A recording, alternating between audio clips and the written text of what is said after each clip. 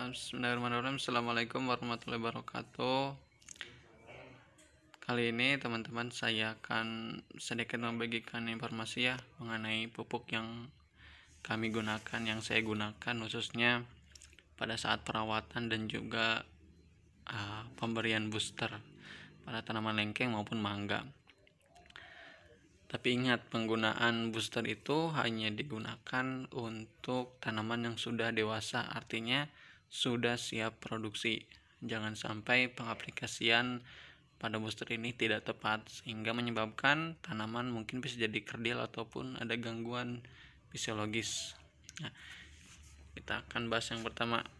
Kita menggunakan merek Gold Star ya. Mereknya apapun sih sebenarnya bebas. Yang penting yang harus kita bawa itu kandungannya, bahan aktifnya. Khusus yang saya gunakan ini Gold Star ini mengandung JVT ya, yaitu Facloburazole. Jadi teman-teman bisa menggunakan Facloburazole dengan jenis apapun atau merek apapun.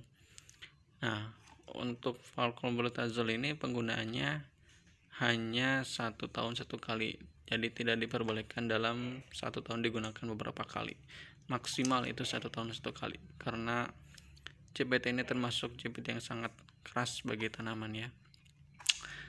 Ya jadi artinya kayak kita memaksakan tanaman untuk berbuah gitu. Udah tahu fungsinya kan? Fungsinya untuk menghambat nantinya pertumbuhan tunas, juga untuk perangsang pembungaan dan lebatnya buah. Terus ada pupuk mikro ini, udah disobek ya, Botro. Saya menggunakan pupuk ini ketika buahnya sudah sebesar inilah sebesar segini lanan, supaya nanti tidak ada bercak-bercak. Itu bukan bercak karena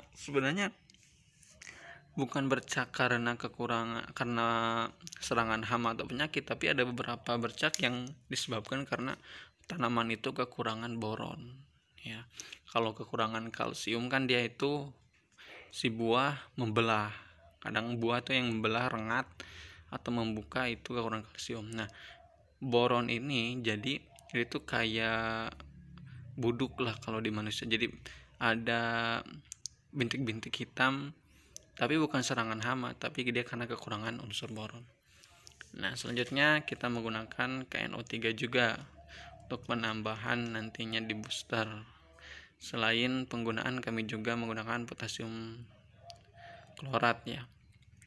Udah tahu kan teman-teman, kalium nitrat ini kandungannya itu ada kalium sama nitrat, tapi yang lebih banyak hampir 47% ini kalium, nitratnya cuma sedikit 13%. Nah, jadi fungsi kalium juga ini sangat bagus untuk proses pembungaan dan percepatan pembuahan. Ini ya untuk kalium nitrat. Sebenarnya jenis apapun teman-teman bisa beli di toko bahan kimia yang langsung pure kaliumnya, kalium nitrat, ataupun dalam bentuk yang kiloan di toko pertanian.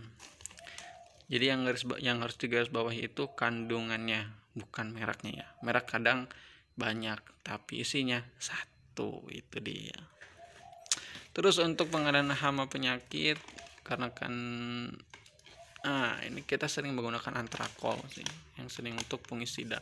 Sebenarnya banyak jenisnya, tapi kemarin sudah dibuang bungkusnya, jadi gak sempat saya buat videonya. Jadi usahakan untuk pengendalian hama penyakit ini, satu musim kita gunakan jenis A, dan musim kedua kita gunakan jenis B, supaya nanti kekebalan daripada hama atau penyakit itu hilang. Kadangkala kita menggunakan bahan aktif A itu, contoh bahan aktif A atau antrakol ketika musim pertama, musim kedua lagi pada pengendaliannya itu hama dan penyakit cenderung bertahan karena dia mempunyai antibodi sendiri. Jadi usahakan kita menggunakan jenis yang berbeda-beda untuk pengaplikasiannya. Ini editan masih fungisida. Nah, untuk insektisida kemarin saya habis, jadi belum sempat sih video lagi kalau salah. Tapi mari kita cek dulu ya.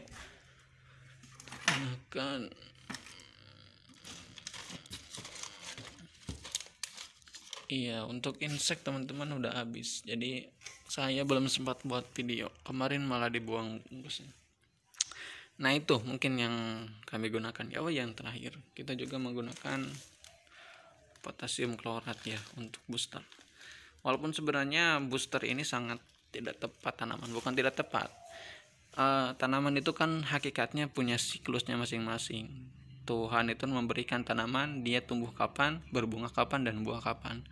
Tapi untuk kestabilan harga dan teknologi pertanian semakin maju, bahan kimia pun digunakan untuk membooster dia, untuk supaya menekan tumbuhnya tunas, jadi yang tumbuh nanti bunga. Nah, itu dia untuk review yang pupuk yang sekarang kita gunakan. Sebenarnya untuk setiap musim kita beda-beda ataupun setiap perlakuan, karena banyak belum sempat saya video, jadi ini saja yang bikin bisa saya bagi informasinya ya. Bagi teman-teman yang mau bertanya ataupun apapun silahkan ketik di kolom komentar. Oke, itu saja ya teman-teman, sahabat milenium, terima kasih.